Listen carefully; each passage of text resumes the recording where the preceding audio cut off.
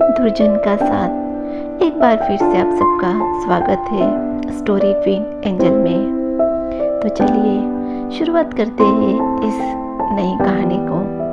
एक जंगल में एक चंदन का पेड़ था। एक तरफ बाकी सब पेड़ थे जो समूह में झुंड में थे। वही यह चंदन का पेड़ था जो अकेला था। सालों तक इसी तरह से अकेले रहने की वजह से चंदन अपने अकेलेपन से परेशान हो चुका था। उसे भी अब विचार आते थे कि उसके साथ भी कोई खड़ा हो या कम से कम उसका कोई अच्छा दोस्त हो जिससे वो इतने बड़े जंगल में खुद को अकेला ना महसूस करे। एक दिन उसने अपने सामने कुछ अंतर पर खड़े पलाश के पेड़ से कहा, तुम दिखने में बहुत सुंदर हो। तुम्हारे कितने सुंदर फूल है।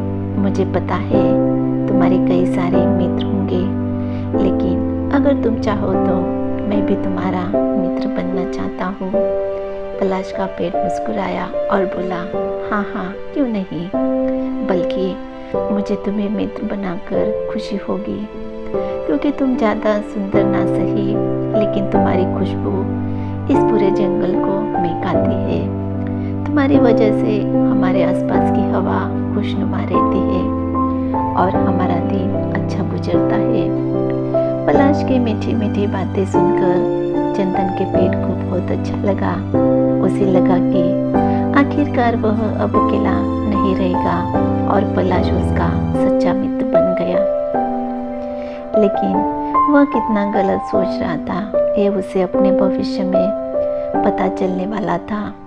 एक दिन लकड़हारा पलाश के पेड़ की छाया में आराम कर रहा था। लकड़हारा काफी चिंता में दिखाई दे रहा था। पलाश ने उसे उसकी चिंता का कारण पूछा तो लकड़हारे ने उसे बताया कि वो जंगल से सूखी लकड़ियां काटकर उन्हें बाजार में बेचता है और उनसे पैसे कमाता है और इस तरह से वह अपना घर चला पाता है। लेकिन आज पूरा दिन जंगल में घूमता रहा, फिर भी उसे कोई भी सूखा पेड़ नहीं मिला जिसकी लकड़ियों को वो काट सके। आखिरकार थककर वो यहाँ आराम करने बैठ गया। पलाश लकड़हारे की बात सुनकर बोला, बस इतनी सी बात, माना कि तुम्हें सूखी लकड़ियाँ नहीं मिली, मगर तुम्हें कुछ कीमती लकड़ियाँ मिल जाएगी जिन्हें बेचकर तुम अच्छे खासे पैसे मिले तो तुम्हारी समस्या हल हो जाएगी। लकड़हारे ने कहा, तुम कह तो ठीक रहे हो, लेकिन मुझे कीमती लकड़ियाँ मिलेगी कहाँ से? पलाश के पेड़ ने लकड़हारे को अपने सामने कुछ दूरी पर वही चंदन का पेड़ दिखाया जिससे उसने थोड़े दिनों पहले ही मित्रता की थी। लकड़हारा तुरंत चंदन के पेड़ के पास गया और उसे थोड़ी लकड़ी काट ली। चंदन का पेड़ पलाश की धोखेबाजी से काफी दुखी हो गया। उसने सोचा कि उसने पलाश की ऊपरी सुंदरता देखकर उससे दोस्ती की, इससे अच्छा वह उसको भीतर से जानने के बाद दोस्ती करता तो अच्छा होता। उसने सोचा जरूर पलाश के पेड़ इस धोखेबाजी का जवाब देगा। लकड़हारे ने लकड़ियां तो काट ली, लेकिन वह कुछ सोच रहा था और चिंतित दिखाई दे रहा था। चंदन के पेड़ ने उससे पूछा, अब क्या हुआ? तुम्हें तो लकड़ियां मिल गई है, फिर क्यों चिंता में हो? लकड़हारा बोला, मुझे लकड़ियां तो मिल गई है, लेकिन जल्दबाजी में मैं घर से रस्सी लाना ही भूल गया हूँ। अब मैं यह लकड़ियां कैसे अपने घर तक ले जा पाऊंगा? चंदन को जल्दी पलाश से बदला लेने का मौका मिल गया। चंदन ने लकड़हारे को कहा, इसमें क्या समस्या है? तुम वह जो सामने पलाश का पेड़ है उसकी जड़ें निकालो। वह जड़ें काफी अच्छी रस्सी की तरह मजबूत होती है।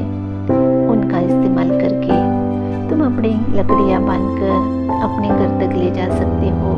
लकड़हारा चंदन के पेड़ के दे सुझाव से खुश हो गया और तुरंत पलाश के पेड़ को जड़ से उखाड़कर उसकी जड़ों को रस्सी की तरह इस्तेमाल करके लकड़ियों को बांधकर अपने घर लौट गया।